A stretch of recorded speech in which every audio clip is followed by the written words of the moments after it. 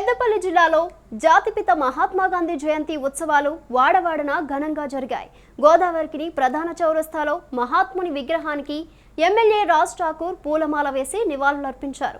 గాంధీజీ అహింస నినాదంతో అఖండ భారతదేశానికి స్వాతంత్ర్యం తెచ్చిన మహనీయుడని ఎమ్మెల్యే కొనియాడారు.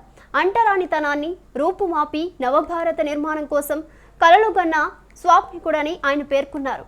పల్లెలు దేశానికి పట్టుగొమ్మలని, అవి అభివృద్ధి చెందినప్పుడే దేశం అభివృద్ధి చెందినట్లని గాంధీ చూపిన మార్గంలో యువత ఉన్నత శిఖరాలను అధిరోహించాలని రాజ్ ఠాకూర్ ఆకాంక్షించారు. గాంధీజీ ఆశయాలకు అనుగుణంగా స్వరాజ్యం దిశగా రాష్ట్రంలో కాంగ్రెస్ ప్రభుత్వం పనిచేస్తుందన్నారు.